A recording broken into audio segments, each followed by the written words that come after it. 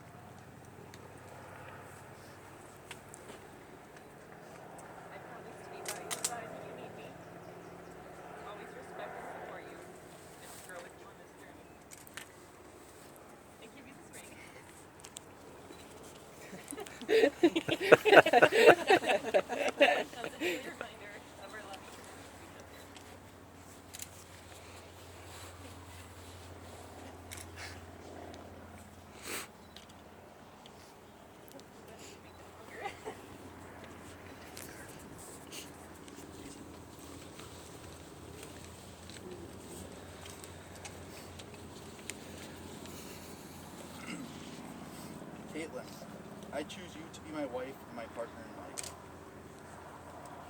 promise to be on your side when you need me, always to respect and support you, and to grow old with you. Enjoy this journey.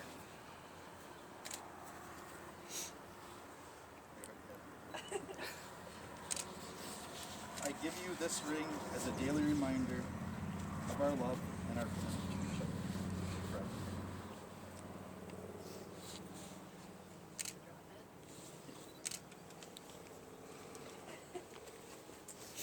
Now, you've both chosen to wear rings as part of these promises. And I've often heard that wedding rings and wedding bands are a perfect circle with no beginning and no end, and that's a symbol of your love. But I believe these rings do have a beginning. The stones were formed a long time ago. Eventually, a series of lucky events brought them to the surface where they were mined. Someone dug them up.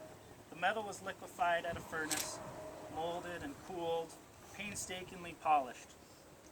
Something beautiful was made from the raw elements. And love is just like that.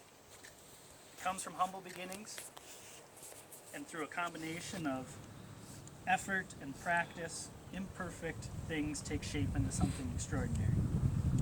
It's the process of making these rings and this love that something beautiful emerges.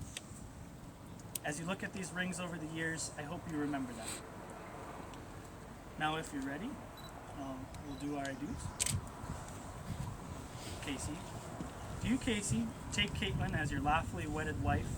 Do you promise to love her, comfort her, honor and keep her in sickness and in health, and forsaking all others, to be faithful to her as long as you both shall live? I do. Do you, Katelyn, take Kasey as your lawfully wedded husband? Do you promise to love him, comfort him, honor and keep him in sickness and in health, and forsaking all others, to be faithful to him as long as you both shall live? I do. Well, by the power invested in me by the state of Minnesota, I now pronounce you husband and wife. You may kiss the bride.